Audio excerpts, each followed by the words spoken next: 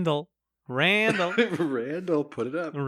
Randall, pump it up, Randall. Randall, pump up those shoes for me, Randall. Take a walk, Randall. Yeah, give me a big walk with those light up, pump up sneakers, Randall. You're getting a little too enthusiastic, Randall. Count those steps, Randall. Slow it down. You already hit your 10,000 for the day. Those shoes don't pump themselves. You've exceeded, Randall. You're going too fast now. You're going to get in trouble. Zach, stop. Woo, woo.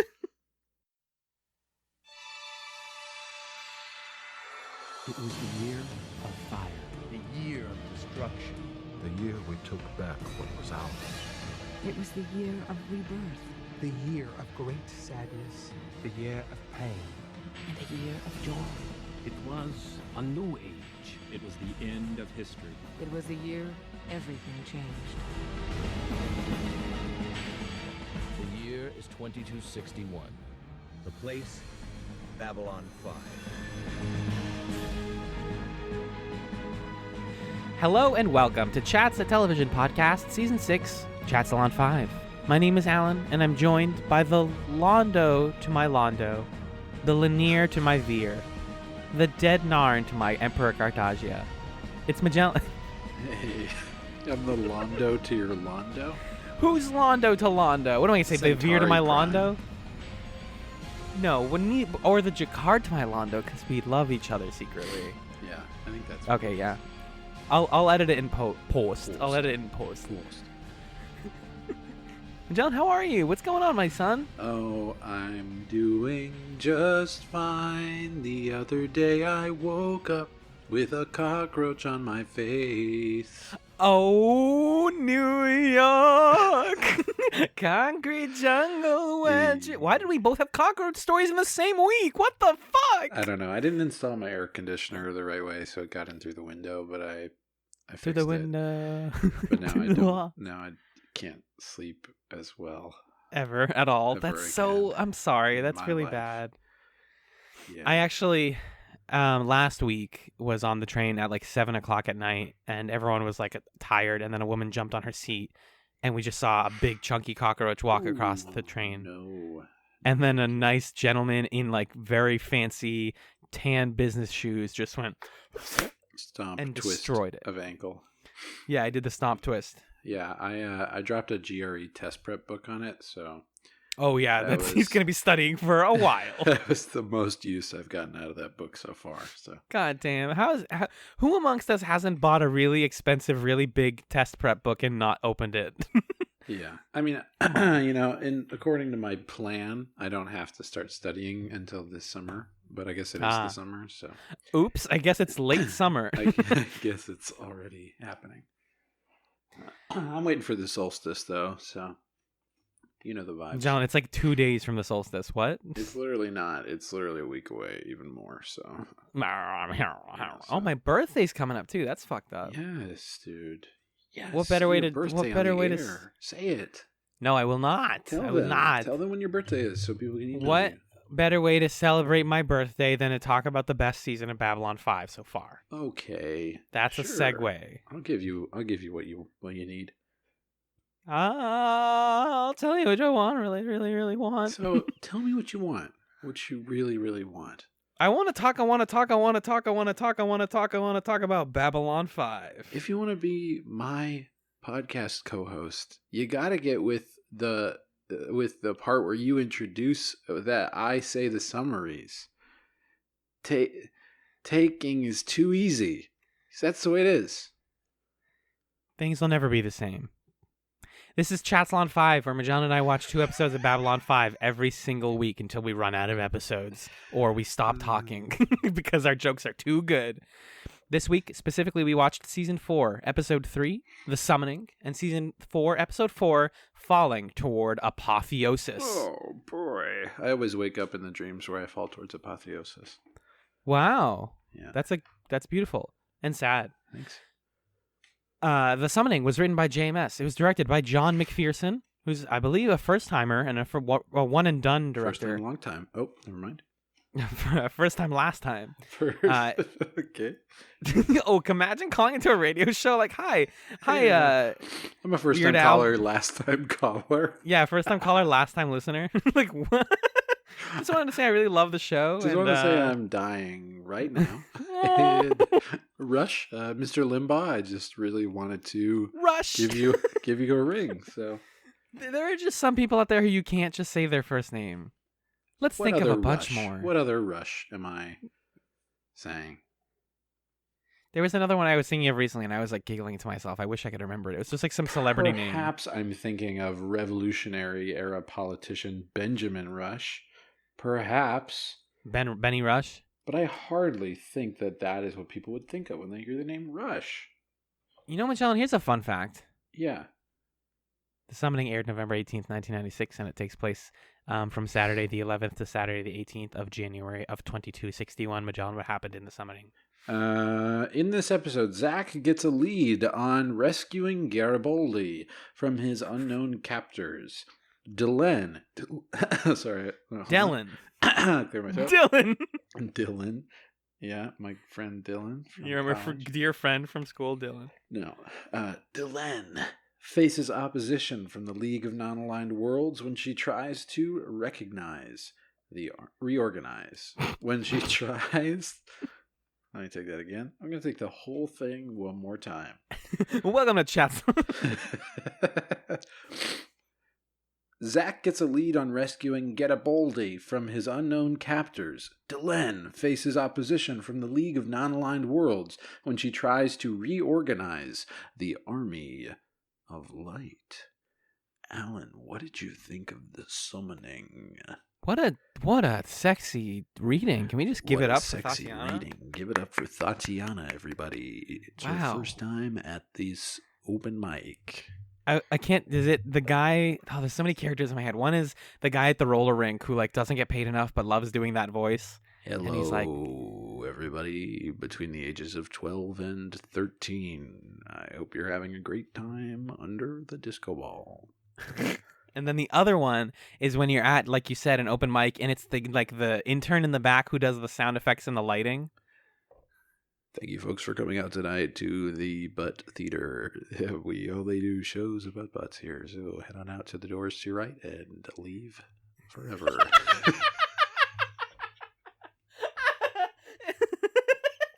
And get out. And stay away from me. Sorry, I just had a technical snafu. We're fine. Oh, I laughed cool. too hard. I pulled my headphone out of the mic. I just want everyone to know that Alan made very clear to me before we started recording that he needs to get to sleep. Yeah, and now I'm like, let's just really bask in it. Stretch this one out. Alan, what did you think of The Summoning, my friend? I wish I had a good answer for you, but The Summoning is just... Me too. Because that's why I asked. No, The Summoning is good. This is like a good chunk of episodes. I feel like we were talking about how season 4 so far feels very cohesive and like linear. Mm-hmm. And my notes kind of just like flow into each other because especially these two are just like the continuation of the Cartagia plot. We find Garibaldi, and that's a whole awkward thing. Sheridan comes back, and the Sheridan moment is great. I think that's like maybe the highlight of this episode. When Sheridan comes back to Babylon 5. Yeah, I think so. But in terms of like big dramatic moments, I think that and like the confirmation that they're going to assassinate Cartagia are those like the big things. Yeah, I agree. It sort of feels like we're watching one big pilot film or like season opening film for season 4 from episodes 1 through 4. Like they kind of feel like one big chunk, especially with the revelation at the end of... Sorry, did I say episodes 1 through 4? That's what I meant to say. Episodes 1 through 4. Especially with the revelation at the end of episode 3, where it's like, okay, the Vorlons are bad. So that's cool. That feels like the big table-setting moment for the rest of the season, or at least the rest of this beginning chunk of season 4. I really liked episode 3. I've been so far like, whoa, these are all good. Like these episodes are just of a higher caliber, I think, than the average was at for season 3. So we'll see if that keeps up. There's a lot of really satisfying stuff, and it's just there's no fluff, like people said. It just feels like it's careening towards a conclusion. Honestly, at this point, I think sooner than I thought. It feels like any week now they're just going to do a thing and like end the war. But yeah, the big reveal that like the Vorlons are now attacking shadow-infested planets, including the innocents that are on there. And it's like, well, now we kind of have a three-front war, but two of the sides are fighting each other. So should we just let them fight each other? Like all that stuff that's great. Like this is what we've been building to, as we talked for so long on this podcast about how Babylon 5 is building up to becoming a show, like a war show. And now it is. It 100% is. I like that they still find time for moments of humor and heart here and there. The episode does end with, or rather begin with Dylan and Marcus talking to Ivanova, and she's like, "Oh, I'll go take the White Star and I'll try to recruit some first ones." And they're like, "Oh, you don't know Minbari that well." And she's like, "I've been practicing." And she like says some gibberish, and they're like, maybe take a Marcus with you. Maybe have another fun romantic comedy thing with Marcus. So there's that like levity that I really enjoy, because you immediately contrast that with Centauri Prime, where our buddy Jakar is being paraded as a jester. Oh, man. And I'm like, oh, no. So where do you want to start here? Because I think the plots are pretty siloed in this one. So we can kind of pick at them one by one. You want to just like lay out the whole Jakar Centauri Prime stuff now? Yeah, so the main stuff with Jakar and Centauri Prime is that the three sort of key members of this assassination plot, Londo, Veer, and Jakar, are confirming that they want to kill Cartagia. It's a really satisfying moment when Veer is like, there has to be another way, like there has to be another option. Why do we have to be murderers? Aren't we just as bad as him if we kill him? And then Cartagia brings fucking... Oh, it's just a bowl of blood. Just a bowl of blood. Dude's fucking and he's like, nasty. "Hey, this is Jakar's blood. Like, my hands are covered in it, and we have too much, so I'm going to pour it into these plants." And Veer turns around and has this, like, shocked face, which is absolutely the episode thumbnail. And he looks at Londo, and he's like, "Yep, we're doing it." Yeah. And it's like, that's great. We're all on board. This is, like, it's so rare that multiple people are on board for the same, like, nasty plot. Sort of exciting, nasty assassination, like this one. Yeah. I in theory I like that moment of Veer saying I'm on board. I think that it wasn't sold very well by Stephen First, which is a Stephen First for him. Womp. That's funny stuff. I think he's usually so great, but that just kind of felt hammy to me. But I loved like his reaction when Cartagia, like on his face, when Cartagia is slowly pouring the blood into the plant and then hands him the bowl, and he just has that face of like, what the fuck? What am I bearing witness to? Yeah, nuts. And I think it adds a really interesting dynamic to have both Veer and Londo be observing Jakar's pain at the same time, because you can tell that they're both, it's hurting both of them, but they're manifesting it in different ways. Because for Veer, it's like, oh my God, he's gonna die, or he's gonna break or something. And Londo's like, no, he's not. That's the problem. Yeah, that's what's wrong, is that he's going to, last until he's killed, and we need him to be a little more pliant. Like the whole thing that this part of the Cartagia plot centers around is that Cartagia wants Jakar to scream for him when he's being tortured. And it's like a matter of pride that Jakar refuses to scream, and it seems like he can last such that he won't. So Londo goes to him. It's in this episode, right, that he goes to Jakar and talks to him about this. Yeah. And he says, okay, Jakar, just one little scream. Like, that's all that we need. And Jakar's like, I'm a Narn. And Londo's like, okay, bro, but there won't be any more Narn if you don't scream. So, like, you gotta give up the pride. Jakar says, you don't know what you ask. And I loved Londo's response of, like, yes, I do. Leaves. Exactly. Yeah, I was about to say, like, this is a classic moment of Londo basically giving his own advice to people, like advice that he needs to take. Yeah. Like, don't think about tradition anymore. Don't think about restoring anybody. Just like put your head down. And like civil disobedience doesn't have to be that like sort of arrogance and that sort of like self-centered. Like if I the singular me do this thing, then it betrays the spirit of the Narn. It's like, no, like quite the opposite. You can be civilly disobedient and still like acquiesce a little bit to your captors. Yeah. It's a very like serious, heavy moment that's handled really well. And I think it's powerful for a number of reasons, because I think what Londo's realizing is that he and Jakar are more similar than anybody else. Like Pretty much, yeah. They're the same guy. And so that's what his response means when he responds to Jakar is like, look, man, I'm going in front of this Cartagia guy and I'm telling him that he's a genius, and I'm like, sucking up to him, and it's not the same thing, obviously, but like I'm sure in Londo's mind, he's like, I'm debasing my own pride also because there's something greater at stake. So I know exactly what you're doing because I would be doing it too.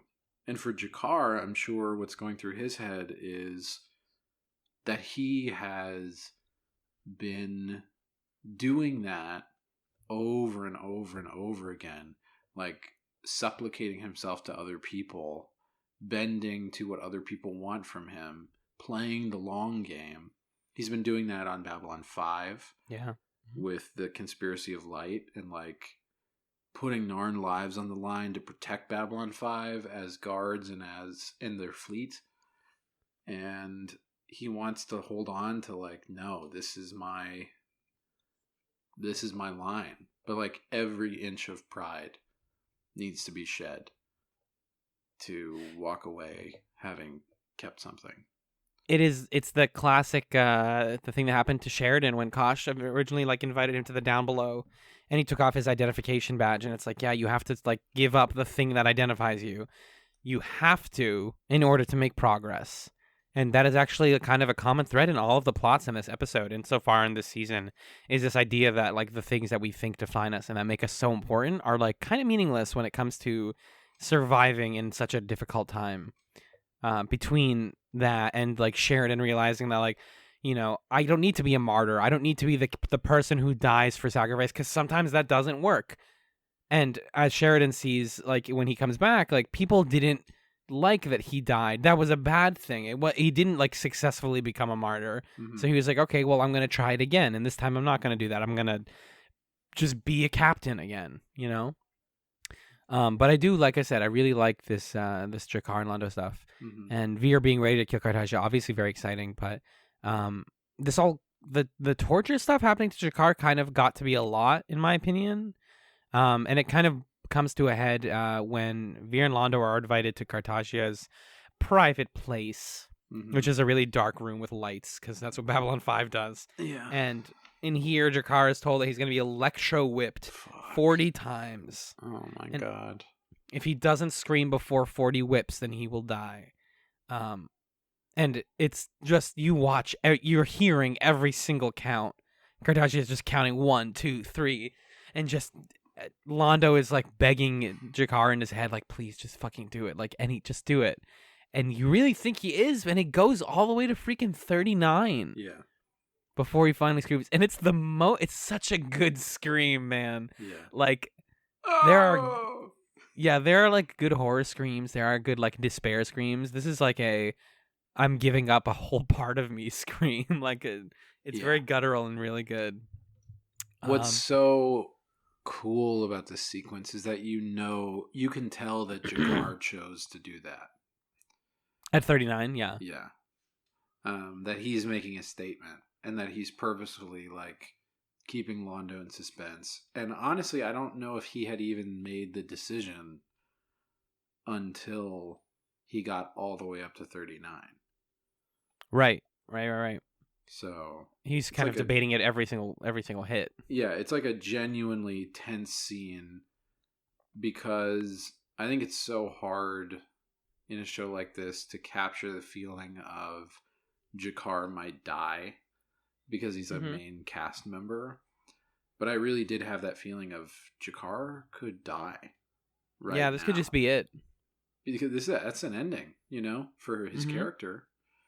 It's not the best, the most like meaningful, but it calls to mind to me. Sorry to interrupt you. That's okay.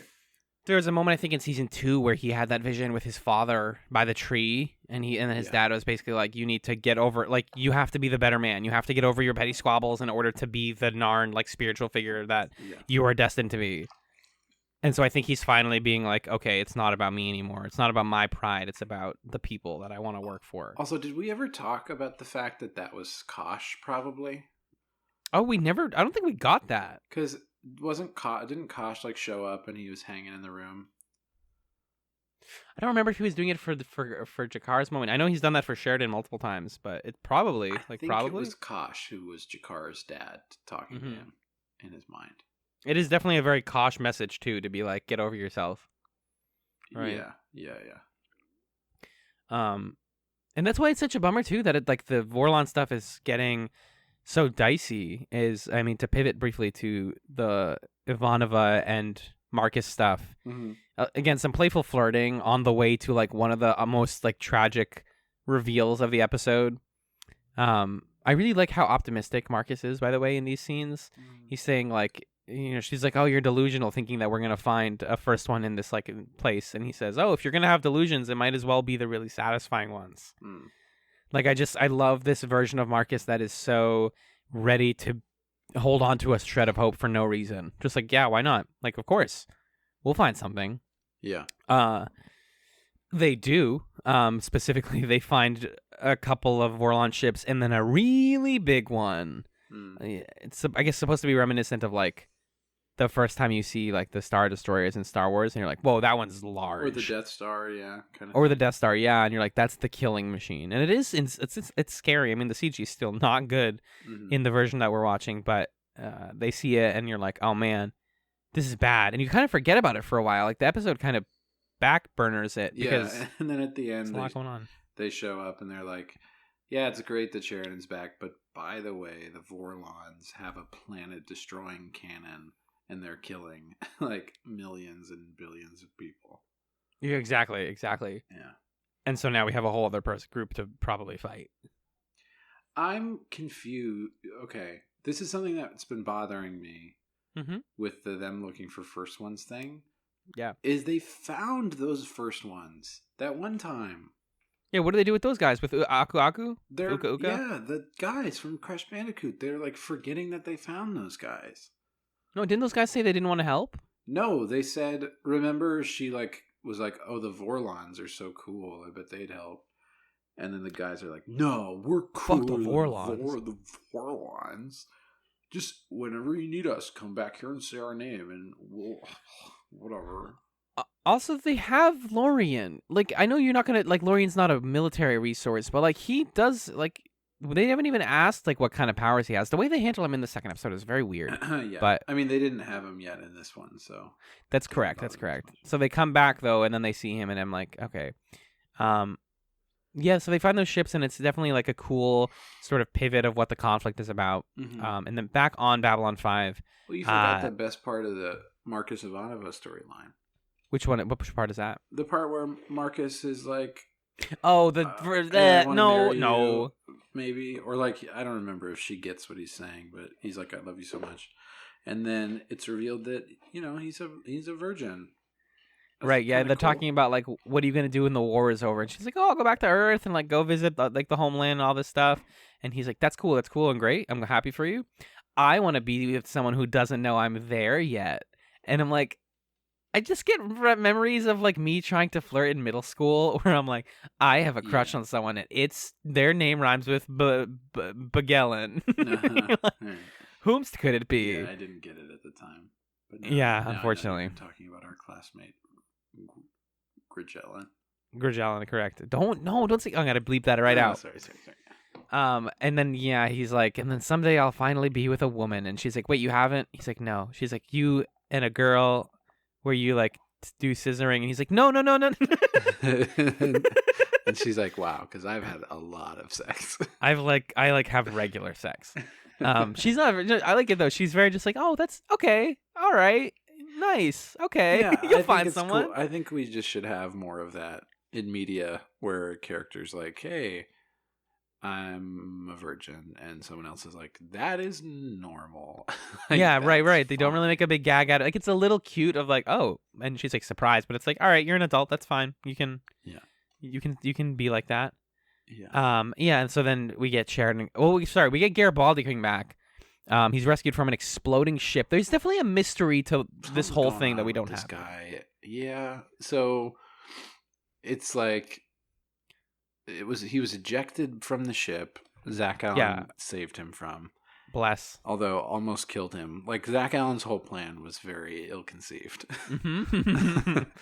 We'll rescue him. He'll be sick. I miss my boyfriend. Oh no! It blew up. Ah, boy. Ah, boy. Man, this balls. was a bad plan. Oh, good. He's floating around. They're such boyfriends in this episode, dude. Yeah, dude. He comes back and he's like, Garibaldi, it's been like so quiet without you. I miss you. Just the tension. But so it's like, why did that ship explode? What ship was that? Who did that belong to? And then Garibaldi comes back, and we immediately get the feeling that like he isn't all here. He seems different. He's in the medical bay, and Zach's looking through the window, and he just like looks distant in a way that's either some mix of like trauma or like, honestly, I'm figuring like some sort of implanted memory or personality. That's my worry. Right. We've seen a lot of different ways that the Psych Corps can do shady shit, or like just telepaths can do shady shit. We've seen sleeper person. We've seen secret replaced memories. All of that. So we've it could be seen the shadows do that. Yep. So who knows? I mean, what if you had to guess? What do you think it is? The thing is, I don't want it to be replaced personality because like Garibaldi is so much the heart of this crew, and like that's but like that is why it is that, right? Is it's like, oh, we took the nicest person you guys have, the most empathetic person, and we replaced him with something evil. But that also seems like repetitive. Yeah, like they've done that. We had control. We had that. It's not like psychic assassin. It can't be that. That'd be foolish. It wouldn't be foolish. It'd be trifling. No, I think it's honestly, it's like he probably just like saw some stuff and then like had his memory wiped and he's going to remember maybe it. Someone is like spying through his brain. That's good. That's possible. Yeah. I think that might be. Because then that doesn't rob him of like or that kind of like the responsibility is taken away from him. If like anything bad happens, it's like he didn't do it. He was. Yeah. Garibaldi's good. Well, and then it also plays off the like he's a security officer, but he's the security breach. You know. Right. Yeah, there's good ideas there for sure. Okay. Thank you. You're welcome. That's my guess, is that he's unbeknownst to him transmitting inside information to someone. Mm-hmm. Yep, so that's kind of like semi put on pause as we again deal with the abundance of plots in this episode. And then finally, Delenn is being sort of like pulled from all different sides. People are like, how are you going to run the Army of Light? What are we going to do now that Sheridan's dead? Like, how are you supposed to work in Minbari society now? Everyone's pulling at her. She's very stressed out. And it is at this moment that an alien guy starts shouting from the rafters that Delenn is a liar and nobody should trust her. And somebody walks in. This is meanwhile like Garibaldi and company are like opening a shuttle that's somehow found its way onto Babylon 5 with no identifier. And we get Garibaldi being like, oh my God, it's... we don't see it. And then a minute later, the alien dude gets a tap on the shoulder and he's like, oh, Captain Sheridan, I thought you died. And he's like, I did die. I'm better now. Which is so action movie cheese. But I think Bruce Boxleitner like sells it pretty well. Like it's not played as like overconfident or cocky. It's just like, yeah, I heard you talking shit. I'm here to tell you, I lived. Yeah. Deal with it. Yeah. And he kind of says like to the crowd, like, let me be a testament that like attacking Zahadum, not necessarily a bad idea, not just a personality of like, or not a personality based motivation. Delenn is not just doing that because I'm there, because now I'm here. I'm fine. Let's do it. Let's rally the troops. Mhm. And he gets the girl and he's like, Delenn, I miss you. Smoochy, smoochy. And it's like, great. We did it. They didn't even smooch, man. They like went to smooch and then he turned his face or something, and it's like, Hell yeah. guys, just kiss. It's fine. It's okay. You think so? It's okay to kiss. Huh? Do I think it's okay to kiss? Yeah. Sorry, did you ask if I think it's okay to kiss? Me? Captain Kissing? I'm sorry. I just in the cans, it didn't come through clear in the cans. The cans! Anyways, that's the episode. Yes. Yeah, the episode actually ends. Yes, It is okay to kiss. Yes, it's okay to kiss. Caller, turn down your caller, turn down I've your radio. decided that I'm a guy who's giving congressional testimony. Yes. Not to my knowledge. That's how I understand it. Yes. Yes. Mark it's okay Zuckerberg to on the kiss. tweet. Yes, it is okay to kiss. We're a pro kissing podcast if you're two consenting individuals. And then I it looks don't like we're know. at war with the Vorlons. I don't know. Oh I yeah, don't we're at know. war with the Vorlons. Yeah, fuck man. We were always at war with the war with the Warlons. The Vorlons. Blah, blah, blah. Something Vorlon related that we texted about, but we haven't brought up yet, is Lita in this episode, and Yes. Lita's relationship with Josh. Yeah, so that kind of pops. It definitely stuff happens in this episode. Like she's telling Josh, who if people forget is the new person that calls himself Kosh on the ship. She's like, hey, you're really cruel to me, and you never like. She literally says like you pull out of me like way too soon, way too Mhm. quickly and painfully. Like it just seems. I feel like I don't know if I've been blind to it or not noticing it as obviously, but like this is totally like a sexual assault allegory, isn't it? It's definitely seems like it's about Or like domestic abuse. Or yeah, like a toxic relationship, right? Yeah. Of like I've told people about you and like everybody knows it, but like we don't know what to do about it or who to talk to, and I'm gonna keep making excuses for you. And now this is her and kind of this like is how realizing. things are, and it can't be any different. And she says Right. to like Ivanova, like this is how it has to be. We have that kind of haunting scene where Ivanova goes to talk to her, and her. Is this the second episode that I'm thinking of this happening? Which scene? Where she doesn't have any furniture in her room anymore. That's the second one, right? Oh, it's the second one, yeah. Yeah. So we'll talk more about it, but yeah, it feels like it's using some of those like tropes, and it's definitely shot in that way, I think, as Yeah. if it's a domestic abuse scene. Well, because the main thing that happens in this episode is she's like, I'm sick of it. I don't want to be used like a toy by you anymore. I want to know what your plans are.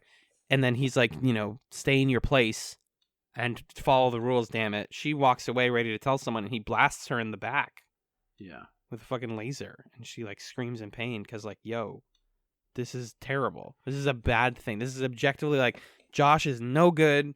He's not Kosh anymore. Please don't tease me. This is my first song. Please don't tease me. It helps you to understand the dark side of the Vorlon ideology. We get more of this explained in the second episode by Lorien, or like when we're hanging out with Lorien. But essentially the idea is like the shadows are all about laissez-faire economics. They're all about competition and like the survival of the fittest, basically. Yeah. And the Vorlons are all about every species, every person has like a spot in the hierarchy, and they are supposed to stay in their spot and do their job or like fulfill their role, and that's it. And so the kind of like beautiful side of that for the Vorlons is creating religion in all of these different places around the galaxy, because that creates the sense of like there is a higher power and we are acting or living in service of that higher power. And the dark, scary side of it is what Josh is doing of like, Lita, it doesn't matter how you feel. It doesn't matter that you're being hurt because your role is to carry me, the Vorlon. Right. And that's it. This is definitely something that they flesh out in Falling Towards Apotheosis, but yeah, that exactly, like, you follow your role, you have a role to play, is being twisted into this dark thing that's no longer anything resembling how Kosh would describe it. Yeah. It's almost like you were saying last week, like Kosh was the good one. And, like, the Vorlons aren't seems cool. like it, right? Or at least Kosh like seemed reasonable. Right, you could talk to him and like maybe figure something out. He was very aloof, obviously, and so it's like, did you want aloofness or did you want answers? Because this is what answers unfortunately look like sometimes. It helps you understand why Kosh was the ambassador, right? Because he can be the go-between between the Joshes of the world and everybody else. And the rest of society, yeah.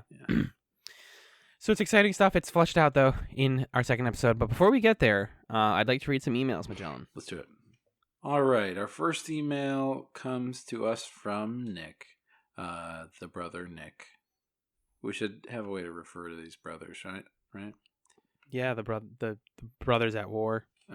Yeah, Nick of the Brothers at War. Something like that. We'll figure it out. Yeah. Brothers in arms. I got brothers in my arm. I got the horses in the back, so. I love podcasting with an improviser, but sometimes it gets exhausting. I got the improvisers in the back, too. I'm just picturing a bunch of white men named Chris. Yeah, all the Chris's are hanging with the horses. I got the Chris's in the back. It's got a pool in the back. It's got a pool in the back. That was free house for you, Jim. That was the original horses in the back. Was the pool in the back. So I'm gonna strangle you, please. All right, here we go. The brother Nick says, sorry, I just remembered the pool in the back joke.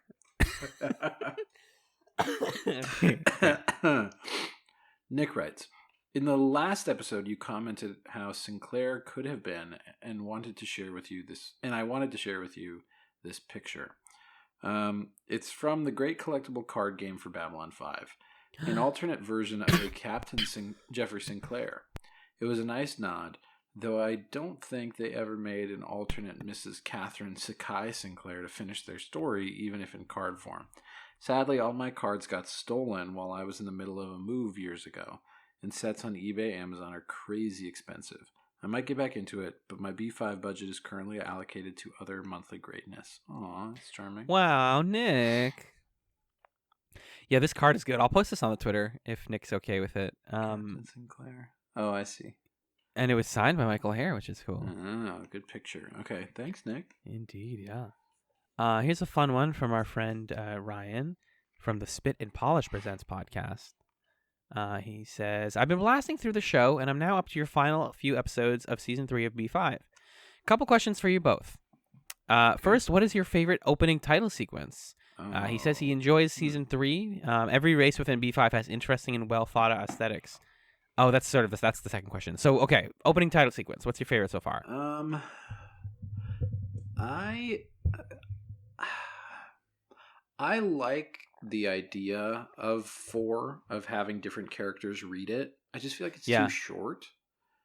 Yeah, it goes a little fast. I honestly think 1. Yeah? I think the first season. So much optimism. I really loved the name of the place is Babylon 5. The whole phrase. Right. They got away from that. Yeah. So, I have like favorite. It's just so classic. The iconic sound of Michael Hare saying the Babylon Project was a dream given form. Yes. Like it sounds like a documentary or something. It's just like he's got like that kind of voice. I'm really just fond of Season 3 for the classic like Babylon Project was built for this. It failed. And you're like, ugh. It's very good. His second question. Each race within B5 has interesting and well thought out aesthetics. Do you have a particular favorite look? I love the Narn. The way that their heads look.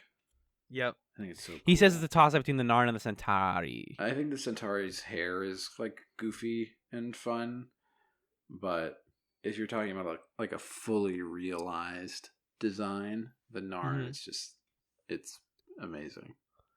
Yeah, the Centauri is one of those ones where I still remember how I felt when I looked at art for Babylon 5 and I saw Londo's hair, and I was like, what is this? Like, it's so out there, you know? But in terms of alien designs, I've always been really fond of early Minbari Delenn. Like season 1 Delenn, that very like... Minbari are cool. And it's not even just the like non-binary baby in me that's like, oh, she didn't have any gendered features. It was cooler back then. I like it when it was about the music. But it was cool. Like the bone head made way more sense when it kind of looked like a crown, and like the eyebrows kind of melded into it. It was just really cool and like sci-fi in a way that I dig. It's been hard for me to like the Minbari design ever since I realized that they have small ears on their neck. Yeah, yep, and they're in the weird place. That's true. Yeah. Every time you try to appreciate it, you look at that, and then you're like, oh, no. All I know is that the Drazi are my least favorite. Yeah, I was thinking about the Drazi, and then I was like, I'm no longer thinking about the Drazi. Yeah. And then his final question, a very important one. B5 has many wonderful, but also not so wonderful costumes, and I was curious if there were any standouts for good or bad outfits. The answer for worst is clearly Malcolm Biggs in season 1 in his remarkable sweater. I believe that was a boy who flirted with Ivana. Oh, that was one of the people in the parade of like old lovers who kept coming. Yeah. I believe that's right. Oh man. I don't think about costuming that much actually. Yeah, I think my thing is, I think that's one of the things that we don't always have our eyes tuned to. Right. You kind of have to like reorient. Like if I rewatch the show, I would definitely focus more on like set aesthetics and costuming. But I like that sweater. It's not a terrible sweater. I mean, it's just like it is remarkable, as he says. So I have like a couple of partial answers to this. Because I do try to think about outfits and stuff, but this show mostly like people are in uniform, so like they don't have that many outfits. But yeah. I will never forget watching The Gathering with you and Charlie, and being like, there are guys. It's 22:58, and there's people in just like white button-up shirts. Yeah. That like that look didn't die out. That definitely is odd every time I see it. Yeah, it's just like, oh, yep. They like part of it is obviously the limitations. Like it was the 90s, and they didn't want to make like a new outfit for humans, so they just like wear nice clothes. But then it's like, no, someone in universe chose to like have them wear nice clothes like that. Yeah, they're just like, yeah, that lasts through culture. And then my other like minor answer is just like Bester's whole getup, because it always feels very doctor-like. It's like I imagine him with like the rubber gloves, and he is very like clinical and clean looking, and you know that ties into his whole creepy aspect. But it's like good outfit, decent character kind of thing. I see. Yeah, I don't know if I have a solid answer. I'd have to think about it some more. Yeah, fair enough. John, did you want to read this Dan mail that we got? Oh, yes. Let me crack into the Dan mail. This comes from our buddy Dan, covering Hour of the Wolf and Whatever Happened to Mr. Garibaldi, the episodes we talked about last week. Dan says, Emperor Cartagia is just great. Well written, well acted, and he has fascinating interactions with Londo.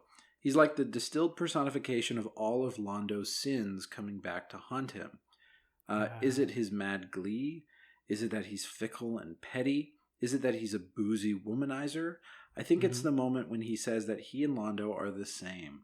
He just oozes danger every moment he's on the screen, chewing the scenery for all it's worth, and I enjoy every frame of it.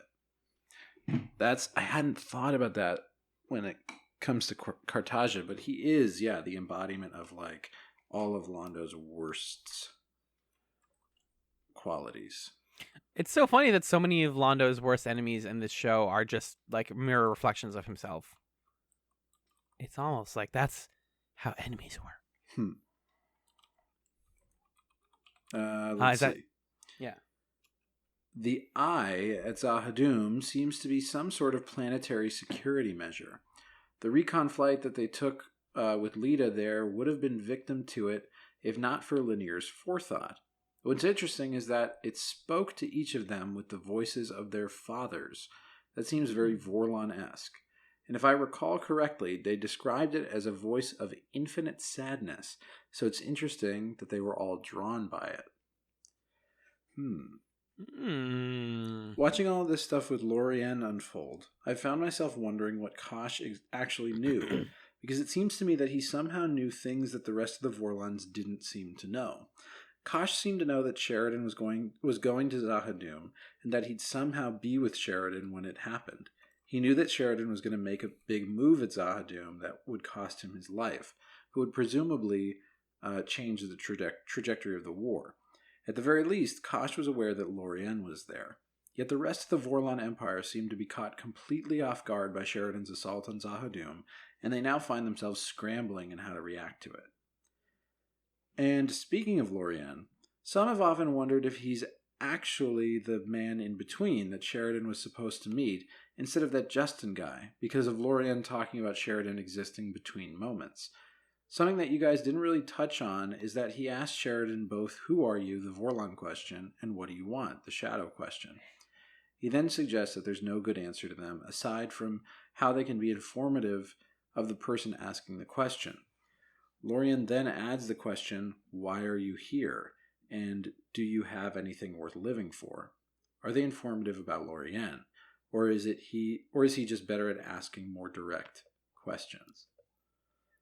I think it's the latter. I don't think there's a lot to learn about Lorianne at this point. As once you say he's the first one, it's okay, that's it. He's deity. He's lived a long time. He's lived a long life. But I guess that kind of comes into question in the second episode when Garibaldi's who is this man actually? Mm-hmm. So, but good, you're asking the right questions. And then Dan wraps up by saying this Londo arc is just great overall, and it's easily my favorite part of this first chunk of episodes. In particular, you've got to love this moment between Londo and Jakar that in some ways was destined to happen. I have so much to say about this arc and both their parts in it, but we'll just have to wait until you guys can talk about it in retrospect. I just enjoy everything about it. And that's from Dan. Thank you, Dan. Yeah, it's kind of a fully good arc so far. So I can see people liking it. This is one from the other brother, the other Patrick. This is a great question that I'm glad we were asked now, since we're coming up on a point where it's going to be relevant. Pat asks, hey guys, I was wondering what your plans are for watching the Babylon 5 movies. I bring this up now as there are some who say to watch the movie Third Space at a point during Season 4. I obviously await your response, as I don't want to upset Dan or Nick with hinting at when the movie would fall in the season and, dare I say, spoil something. Since you did for the pilot movie, The Gathering, will your Babylon 5 movie discussions be commentary style or recap style like the rest of the show?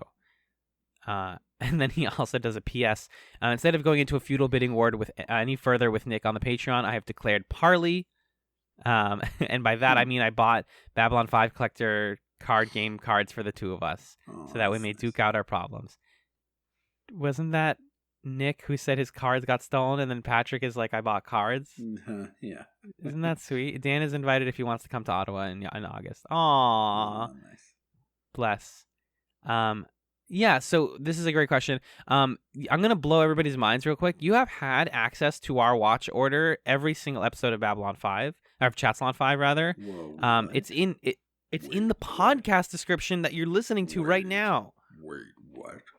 If you head over to tinyurl.com/chats season 6, that's CHATZ season the number 6. I posted an image. This is actually from a user on sci-fi.stackexchange.com, user Mark Rogers. It's actually, he basically pulled it from the Lurker's Guide, and it explains how to watch Babylon 5 and where the movies fit in. So that's the order we're going for. Obviously, it started with The Gathering. We went into Season 1, Episode 1, all the way until we're going to hit Season 4, Episode 8. Mm-hmm. And then after Episode 8, we are going to watch Third Space. And then we're going to watch the rest of Season 4, and then at that point we can try to watch in the beginning, because that's the prequel movie that makes more sense and doesn't spoil things if you watch these first 4 seasons. Mm-hmm. Then we do all of Season 5 through Episode 21. Then we do River of Souls, Legend of the Rangers, the rest of Season 5, and then we'll see if we end up doing Crusade, where to go from there. Got it. But that's our order. In terms of the other part of your question, I think we're going to just stick to doing commentary for the movies for now. Yep. Partly because I know that they're not like extremely important, like none of them are, and also because I don't know, it's fun. We already do commentaries for the Patreon, and we want to have we're planning to have our friend Charlie, Magellan's roommate Charlie, on our Babylon 5 movie commentaries. Yeah. Kind of to see what you were saying, like to see what it's like to have somebody who's only watched the film. Only watched the movies. Yeah. Yeah. So that'll be a great little thing we can kind of do with him. Mm-hmm. So yeah, when we get through season 4, episode 8, we are going to be watching Third Space. But if people have like thoughts or comments on those, we'll probably do like a post episode like talk or something if you want to send in comments or questions or whatever. So definitely when we get there, you'll know. Yeah, Magellan, you want to read the next one? All right. This last email comes to us from Danny. Danny, right? This one? The episode descriptions one? Yes. Okay. Danny says, "Hello. Great to have season 4 going and can't wait to hear your reactions on this. Also, I hope you'll like the expanded lore we'll see during season 4. Don't worry, there will be spicy episodes and unpredictable turns this season, so it's not all grandiose and big all the time. Lots of meaty stuff to get your hands dirty with." Yes, we like dirty hands. I have noticed. Big hands, I know you're the one. I have noticed you said that you have issues with the spoilery descriptions on Amazon Prime, so I thought I might as well help you a bit and make some custom descriptions. I'll attach the upcoming week's descriptions in this email and then send the rest when I get proper time. Finally, I hope you enjoyed my third favorite episode, Falling Towards Apotheosis. It's just one of those episodes that gets better on each rewatch. And that's from Danny. Thank you, Danny. Bless up. So Danny wrote us very helpful. Magellan, he wrote from the summoning all the way up to episode 6 Into the Fire, and then after that he was like, hey, there's not a really easy way to write more of these without spoiling things. So I'll be able to look at these while Magellan reads the... You said you don't want to... You were like, I'm going to stick to Amazon. Yeah. It's up to you. Yeah, I'm kind of a wild man. But I'll definitely still be taking my headphones out and then just reading these, because I like to have a basis for like what the fuck is vaguely going to happen. So these are clutch, and I appreciate them. So thank you, Danny. That's going to do it for emails, folks. We'll be right back after this brief musical break to discuss Falling Towards Apotheosis. Oh, yeah.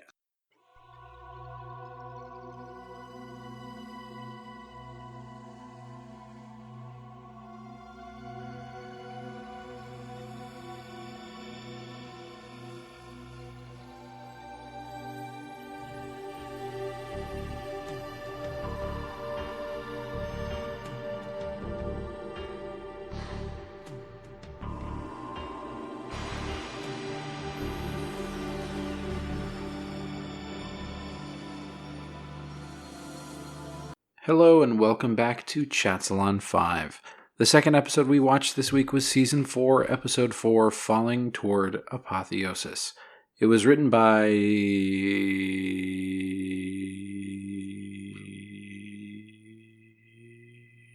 J. Michael Straczynski. Directed by David J. Eagle. It aired November 25th, 1996.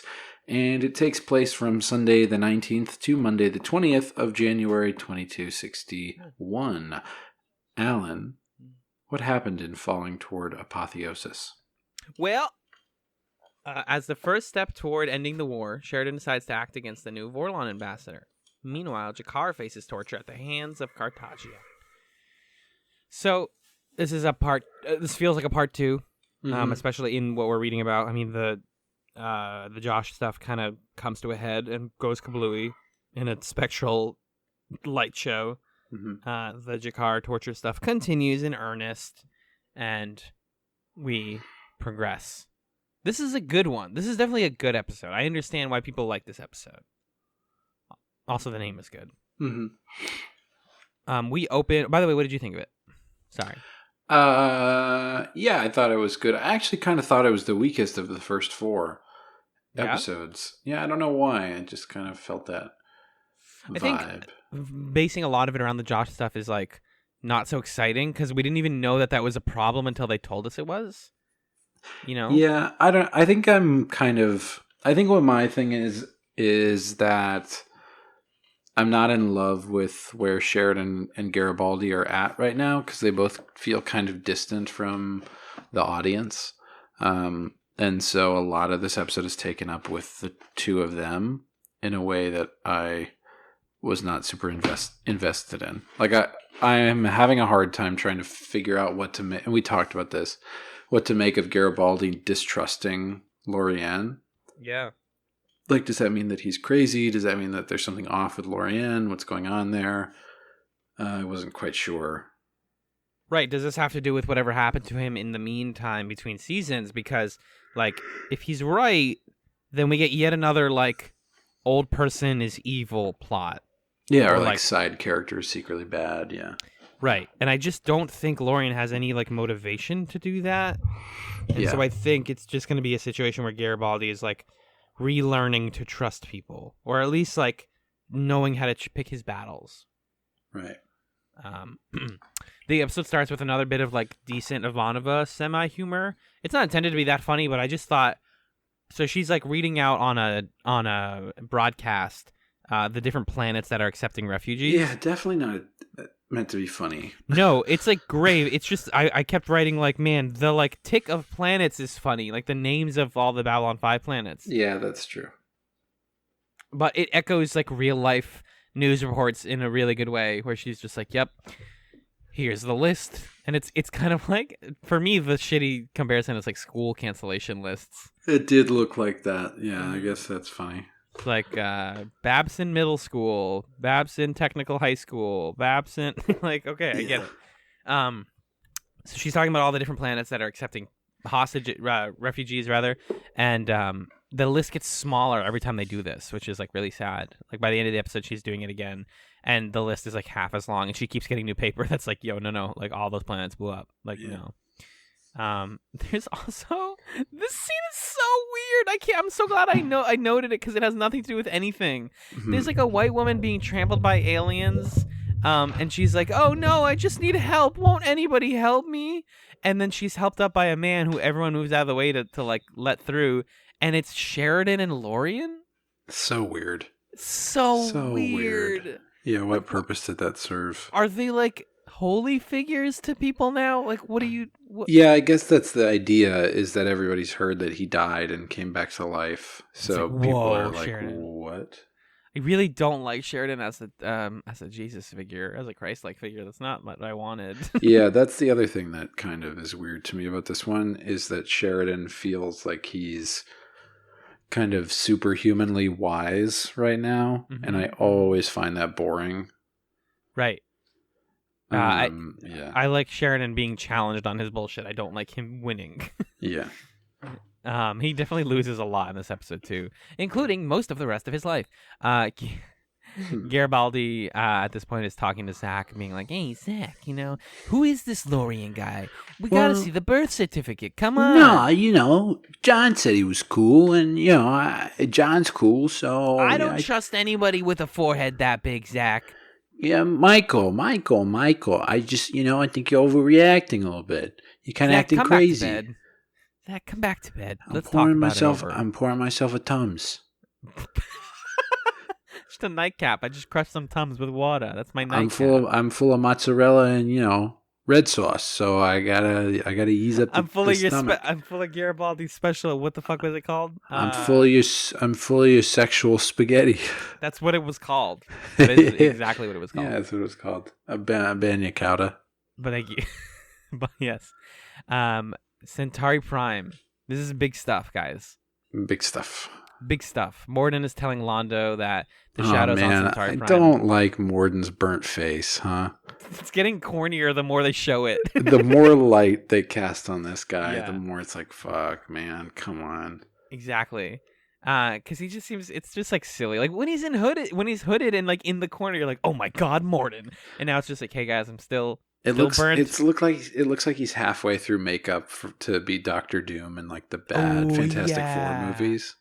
Oh, you mean all of them? Ooh. Yeah, I do mean all of them. Yikes. But like the earlier bad ones, not the most the recent bad 2005 one that ones. people forgot existed. Yep.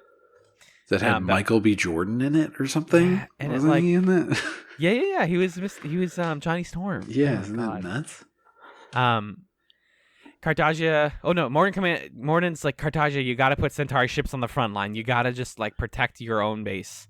The shadows will be safe, but I need you to put guys on the front line so that they know not to fuck with us. Cartagia is of course okay with this because he is completely committed to the shadows and wrong. We can talk about Cartagia's motivation in a second. Yeah. So he basically is talking about this is the part, right, where I'm like, I like Cartagia as a villain. I definitely still do. I think the performance is good. Motivations are pretty good. And then he just crosses one more line in this really cool scene where he's using dead Centauri dignitaries So cool and creepy. to hold candles for him. Like, not Narn, but like his enemies he's just like, yeah, this is that guy that like had a stutter. And so I killed him and stuffed him. And he's like and pretending that they're having ideas and stuff and having a cabinet meeting. Right. And He calls he's like, them "Yep." his shadow cabinet. It's like, And it's in this moment where he reveals his grand plan is to let the shadows or whatever, the Varlons, burn down Centauri Prime, and he'll use it as a pyre to his legacy. yeah, it doesn't make any sense at all. No, dude. It you're- doesn't make internal logical sense with the way that he thinks. Not at all. It's just like, yeah, I'm gonna let us lose because this is what we saw in the season 3, like jumping to the future. Let's just get there. Let's just do it. It feels like a really weird. Like, I always thought that Centauri Prime was gonna burn because of war, not because someone was like, yeah, just nuke it. Why not? Seems fun. Well, he's not saying nuke it. He's saying let the Vorlons attack Let the it. Vorlons, like, whatever happens. It'll be when I ascend, I'll be alive. So who cares what happens to the people? You know, Londo rightfully later in the episode is like, you won't like have This is actually kind of a similar argument that he's giving to Jakar, where he's like, if you like sabotage your own people, then you won't have any people to work with you. Like, right. There won't be anyone to worship you if the whole planet has been destroyed. That's what Right. doesn't make sense to me. Is he's like, all my life I've wanted to have like statues built to me and people sing my songs and I've wanted to be a god. But it's like, gods need temples and they need people praying to them. So it just doesn't add up. I mean, I guess he's insane, so it doesn't have to add up, but yeah. I just expected that insanity to have more internal consistency, and it doesn't feel like this really makes sense. Right. It felt like he had a lot of internal consistency, and I think just in general, like, my favorite villains in TV shows like this are the ones that have motivations that feel justified some way, or sort of a corruption of a good motive, or like, they've gone too far down a path and they can't get back out of it. And like, I just don't think this is where I don't think Cartagia's like that right now. Yeah, it suffers a little bit from like when people try to characterize the Joker, as like, oh, he just likes chaos. At a certain point, like, it's fun, but that breaks down after a while. Like, Right. that's only interesting for so long before it's kind of tiresome. He's a little bit Joker-like. He just wants to see the world. He wants to see the world burn. Mm-hmm. My eyes lit up. Holy shit. Yeah. You nailed it. Oh my god, Cartagia's just the Joker. Ugh, this sucks. I'm just seeing him with the like Jared Leto white makeup, and he has a forehead tattoo that says "Twisted." I still like Cartagia a lot. I do too. He's just so gross. Yeah, it's just a lame, like, it doesn't make sense.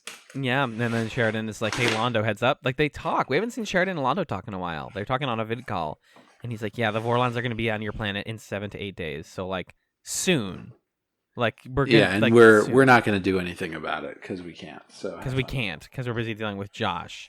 Yeah. Before we get to the Josh stuff, which is kind of the last pillar of the episode, Mhm. There's a good moment actually where Garibaldi and Ivanova, as they're like readying up to do this, Yeah. are acknowledging kind of like the structure of the season, where they're like, "Man, a lot's been like going on, huh, Ivanova? Like, I almost like died. You have gone under a lot of stress. Like, We have this whole shadow war. What do we do after this? And then one of them is like, Earth. Like the Earth. Oh shit, we have a whole other plot we haven't dealt with, Garibaldi. Yeah, like, oh god. Right. We forgot about that. And Yeah, it's just the a Earth nice... is fucked. I totally forgot. Yeah, it's super fucked. They hate Babylon 5. The Psychor controls it. Even if they finish the Shadow War, it's like, yeah, we have a whole other thing for like several episodes to deal with. So that's a really good... I love that moment. And then, yeah, we kind of build up to the Josh stuff. So at this point, we have a meeting where Lita is telling Josh, like, somebody has Kosh inside of them. He's inside of a human on this ship, and I'm warning you about that, and maybe you want to figure it out. Like, shouldn't we figure this out together, Josh? And I'm worrying, like, this is bad, right? Like, is she betraying our I genuinely believe that she was... Where the fuck is he? Yeah, tell him to hit up my line. He never texts me back. I miss Kosh. And it's like, same, honestly, same. I think this right before this, yeah, Garibaldi is like, you should kick Josh out. He's a liability. If we're going to fight the Vorlons, we shouldn't have a Vorlon ambassador anymore, right? Right? Right. Good bit of like betrayal of trust moment where even though Garibaldi just fucking died, like they both basically died and came back, Sheridan's like, you know how this goes. I'm going to tell you to deal with it. And you're going to admit like, hey, I'm probably going to die going into this fight, right? And I'm going to say yes. And then I'm going to do something else behind your back. Because that's the relationship between Sheridan and Garibaldi, is they have to say one thing and then do the opposite, and they know that. It's so weird. It's like, well, can you just... I know you can't tell him because then he'll not do it, but like... I want them to talk directly to each other. Right, I want them to be friends a little bit. Yeah, like, I do. You guys are good allies, you can be good allies. Like, let's not keep hiding really important things from each other. Yeah. Because Sheridan's plan is actually, I'm not going to throw you at Josh and hope you survive. Like, I'm going to send guys and myself at him. I mean, it makes sense that Sheridan would keep him in the dark because they don't know if Vorlons can read minds. But just like, talk to him because you're sort of making him feel separate from everyone. He's exposable and he's separate, right? Because he's like waiting for Dr. Franklin to see if he's a shadow boy and all this stuff. Yeah, it's a real bummer because I just think that's a relationship. Like Sinclair and Garibaldi was always such a fun relationship, and then like Sheridan and Garibaldi like haven't had a chance to have that. Mm-hmm. They like by design have this really semi-antagonistic relationship that's frustrating. So Garibaldi and his cop boys roll up on Josh's dorm room, guns at the ready. He cracks all their helmets with some really bad like cracked CG. Yeah. He like zaps all of them, and it's like, oh my god, get out! We thought we could win, but we can't. They get completely owned. And then Lita, once she says like, "Kosh, come with me," it's so funny to me. Or not Kosh. When Josh. She tells Josh, when she's like, "Hey Josh, come with me," it's so funny that he falls for it. You're just like, I guess Vorlons aren't really gods because he's just like, yeah, what's over there? Oh, an alley. Oh no, not the lightning wall. Yeah. She walks into the lightning wall. Delenn tries to like fight him, and then Sheridan's like, "No, Delenn, I still need to be a hero for some reason." Delenn. And then when he gets both shot and hit with the lightning, Josh flies out of the encounter suit, and he's a bad CG ghost. He's like a Luigi's Mansion ghost. Kind of making sounds similar to what the sounds the shadows make. Yep, the very like the bug-like sounds. Yeah, and kind of looks like a shadow ship a little bit. Mm-hmm. A little vaguely Shadow-esque, that's true. Yeah. And Lorian is like, Sheridan, let him out, let the man out. And he pops Kosh out of his tum-tum. And the Kosh ghost and the Josh ghost fight each other in midair. It's so good. I'd love to see this on the page, like what the script said here. And then I want to see what it looks like when they filmed it, and there's no CG, and they're like, just look up. Like, it just looks messed up, guys. Trust me, it's going to be freaking crazy. And we're going to do so good. So these two, like, 2D ghosts are punching each other in midair, and then they, like, fuse, and they go into the Vorlon ship, which explodes. And I guess Kosh and Josh are gone? Like, gone. Yeah, I think so. Like the guy from Super Monkey Ball. Gone. Yeah. Yeah, that's a big moment. Yeah, no more Kosh voice. No more Kosh, no, we can still. We can still do stuff, bro. Just text me. Yeah. I just love the idea of the Kosh voice wanting to be texted so badly. He just wants to make plans. Yeah, and then you're like, wow, that was so easy. I love that there was no consequence to that. Mm-hmm. And then Lorian's like, hey guys, here's the thing. No, I like the idea of petty Lorian also, but he's like, yeah, Sheridan, you don't just get to do stuff like that, like pop a whole ass Vorlon out of your stomach after holding it for like a year. Mm-hmm. You just like shaved off a lot of your life. Yeah. He says you have 20 years to live from today, basically. Which I did the math. So Sheridan, if he was born in the year that he was born, he's 46 right now, as of 2261. So he would die at 66 years old, which is like not like this is framed as like a tragic moment. Like, right. I mean, it's not the best. No, it's not the best. But it's like, not the worst. Exactly. It's right down the middle where you're like, I have plenty of time to do a lot of amazing things, but also I don't really get to see like the twilight years of my life. But like this, especially like in his relationship to Delenn, because she is like, you told me humans live to about 100 these days. With modern science, we could totally do that. We were going to live a long life together after the war. Like, we can't do that anymore. He's like, there's no time like the present, and he gives her a ring, which I guess is his, like, promise ring. Mm-hmm. Right.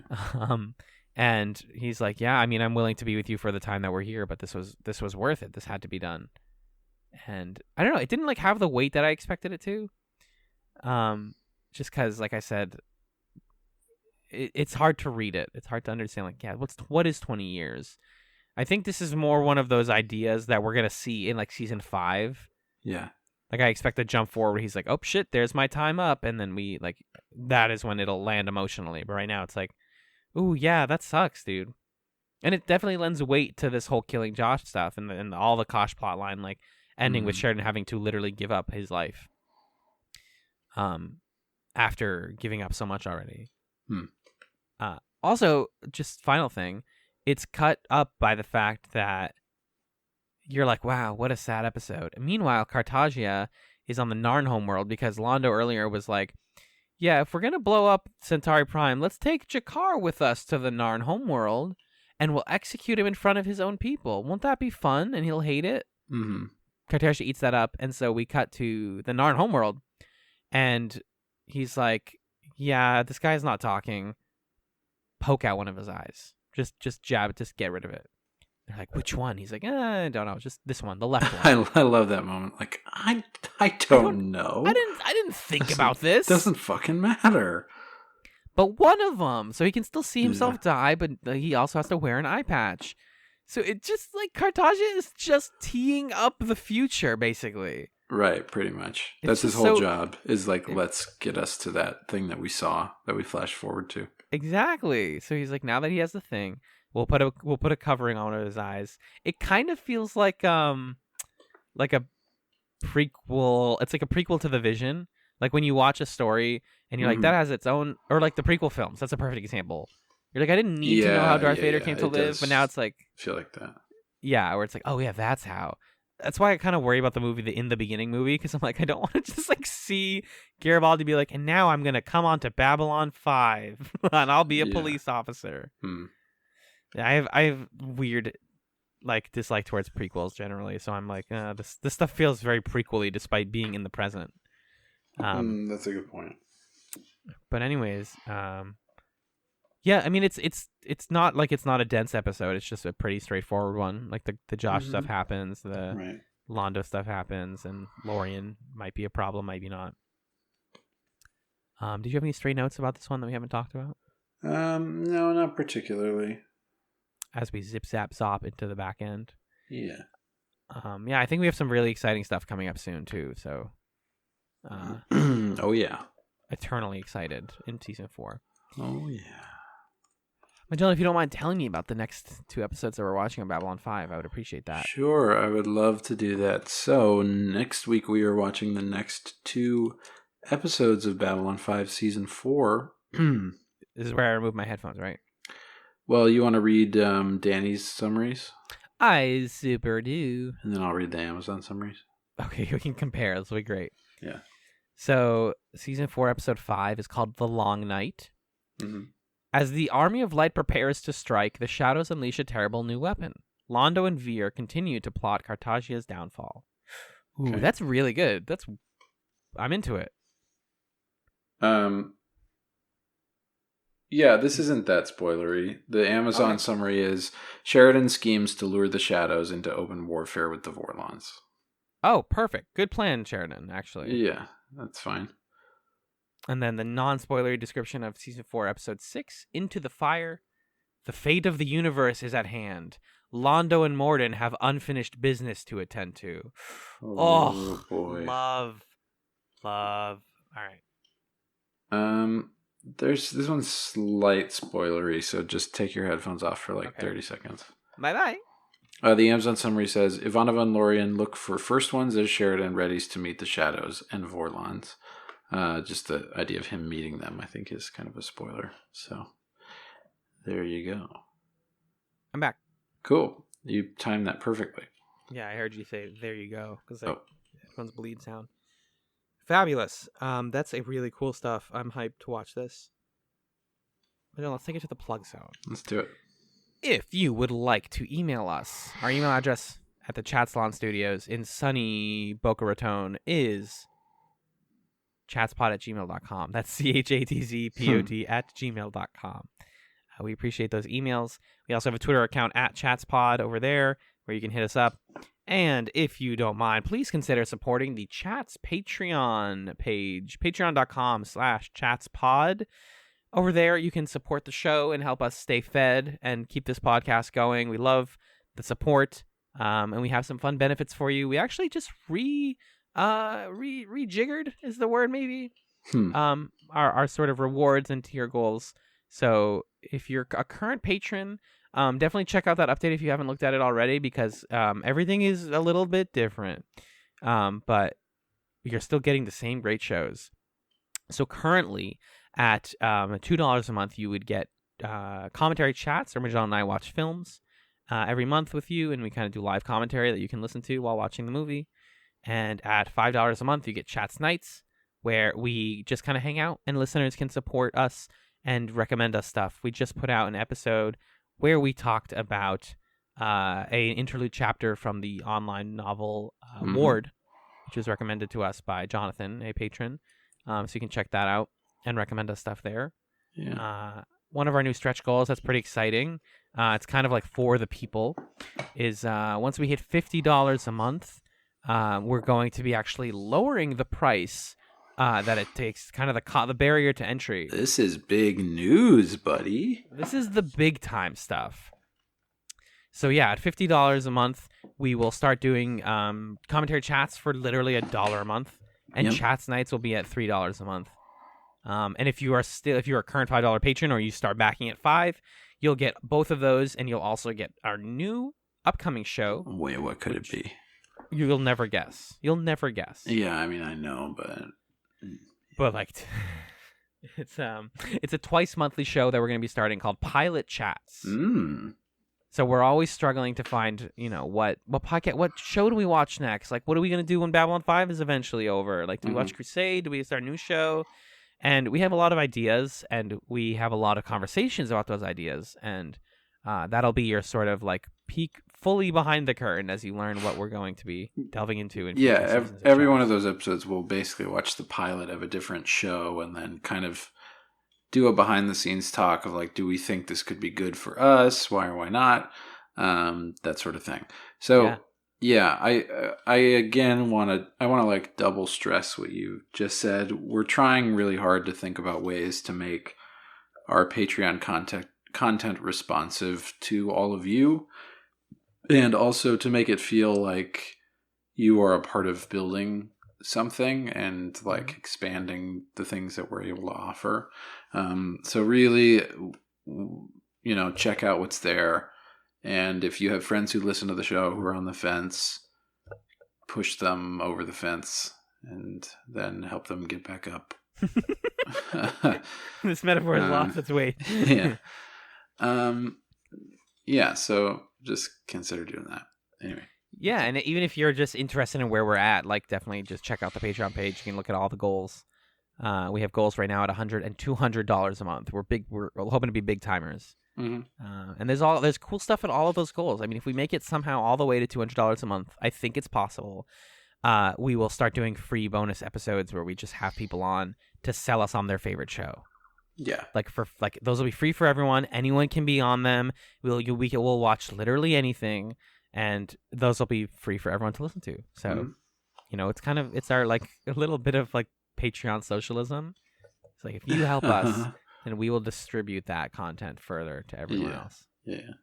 So yeah, definitely check patreon.com/chatspod.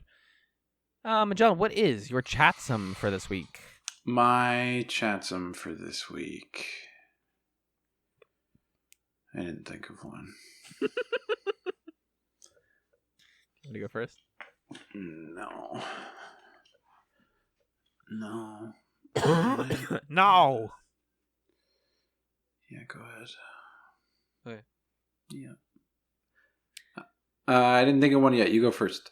All right, my chatsome for this week is more just emotional. So you should. Okay. This is my recommendation. Go onto your favorite music streaming platform of choice, or just like a journal where you can write song names down, and make a playlist about how it. I want it to reflect how you're feeling today. Mm-hmm. Like today, when you're listening to this, which is probably Sunday. Mm-hmm. Call it whatever you want. I usually call mine frayed nerves because I'm a pretty anxious kid. And so I always have I'll have a rough day at work and I'll come home and I'll be like, I just want to make a playlist about how I feel right now. And then go back and look at that playlist in like a week or 2 weeks or a month and go, oh, what kind of like you get to solve the puzzle box of why you chose those songs, why you ordered them that way. Yeah. Similarly, if you don't care about music that much, which is interesting, just do the same thing, but with journaling. Like just journal your feelings in the moment. Keep it present. Mm-hmm. In college, I remember reading some inspirational thing that was like, when you feel bad, write down what makes you feel bad and then throw that paper in the garbage. I tried it once and I was like, this didn't work. I still, Becky didn't text me back. Yeah. Becky did eventually text me back and we're now married with 11 kids. Oh, I love Becky. I love her. We're in love. But yeah, it's kind of nice to see your progression and like examine yourself over time, because I know in the moment like you can always feel very kind of stuck in a rut or like you're not improving, but making a little marker of it's kind of the idea that inspired me is when you see like kids as they get taller, they mark things on the wall. Mm-hmm. And even if you don't feel like you're getting taller, it's like, no, yeah, I was there on the wall like a year ago. Now here I am. So it's kind of that, but for your thoughts. Definitely do that. Cool. I remembered I actually did have a chatsome a few days ago. Oh, fuck. And I was like, gotta remember this as my chatsome. I have a place for you to write these down if that. No, man. Okay, man. No, you don't. Okay. There's no place for me. Okay. It's called the Google Drive that we write. There's no place for me. Okay, fair enough. What's your chatsome today? I was very fortunate to be able to go and see a wonderful improv show on Sunday night. I've for a while now, for a couple of years, been really wanting to be able to see Chicago improv legends TJ and Dave perform, and they were in New York over the weekend. So I went with some college improv friends of mine, and they were incredible. It's just these two guys who've been doing improv for decades. They get up on stage. They say, trust us, this is all made up. And lights go down, lights come back up. And then for like an hour, it's just them doing like a real-time story of just like people in the real world. And it's so, so funny and real and touching, and I'm really, really glad I got to see it. So you might be saying, well, how's this a chatsome, you jerk? What am I supposed to do? I can't go see the show that you saw. It's improv. It's gone. Okay, whoa. All right. I'm getting to that part. All right, It's simmer down, Derek. Simmer All right. down, Derek. Honestly, Derek. There are ways to acquaint yourself with TJ and Dave, all of which I recommend. They co-wrote a book with a woman by the name of Pam Victor, she wrote the book after interviewing them a handful of times, from what I understand. It's called Improvisation at the Speed of Life. So if you're an improviser and you want to get their kind of like take on what improv is all about, the book is pretty good for that. You can check out, there's a documentary about them called Trust Us, This Is All Made Up, which cool. interviews them and splices that together with a full recording of one of their shows. And then also on Vimeo, they have like 12 of their shows recorded. And so could buy, one or two of those or whatever. It's obviously not the same as seeing it live. Like, recorded improv is not really as electric, but if you are a student of improv and you want to kind of understand what makes these guys so great, I recommend doing that. That's so cool. I've definitely always like heard about this. I've heard of this documentary weirdly, but I haven't like seen their improv. So, I love that like straightforward type of improv where it's just like, we're just doing it. There's no like gimmick. There's no weird format. Like, we're just doing scenes. I'm not trying to be funny. I'm assuming, right? They're not like it's not like comedy necessarily. I mean, they're very funny. Like, they are trying to make people laugh, I think, but they're not. It's like real grounded, It's funny because it's so real, I guess. I gotcha. Yeah. I'm into that. Yeah. TJ and Dave. Yeah. Cool. Well, thank you, Magellan, for being with me in the space today. Yeah, I should start ending the podcast with that. Thanks for being in the space. Ooh, thanks for being in space. That's a good one. No, thank you very much, dear listener, for listening to this episode of Chatzylon 5. Peace.